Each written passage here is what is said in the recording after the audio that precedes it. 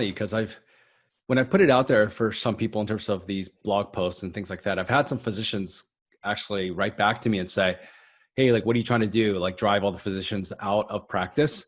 And I said, no, that's actually completely the opposite of what I'm trying to do. I'm trying to keep people in medicine, meaning that right now it's kind of a sad statistic, but they say that about at least 50% of physicians on a daily basis are experiencing some sort of burnout symptom, burnout. And many physicians are unfortunately leaving practice early, to pursue other things just because of the system. And there's just so many reasons for it, multifactorial, that sort of thing.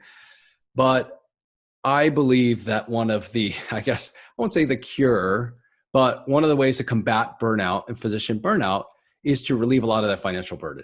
Meaning that if finances weren't part of the picture, I mean, I would say that physicians, yes, I think there's a financial component of being a physician, that you want to live a comfortable life. You want to be able to support your family and do all these type of things. But at the core, it's just the amount of time, energy, and effort it takes to get here. Like if your why or your motivation is purely money, I don't think you can really get through it. If that's really the only reason why, because there are so many other ways to make money and make more money. I think that a big component of it has to be that you want to serve and you want to be a healer and you want that satisfaction and fulfillment of helping people.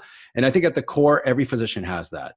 And sometimes in a lot of people just shifts. And I think a lot of it has to do with pressures and a lot of it has to do with financial pressures. And so I believe that when physicians are actually put in the position where they have that financial freedom, that a lot of them tend to continue on as physicians.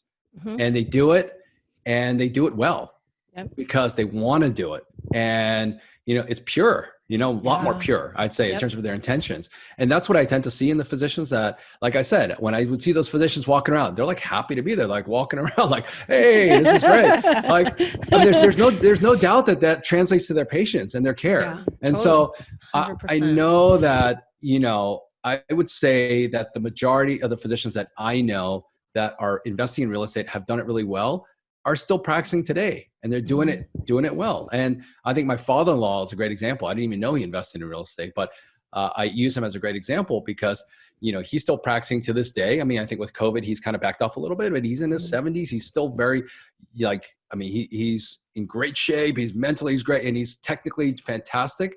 He invested in real estate. He could have retired 20 years ago.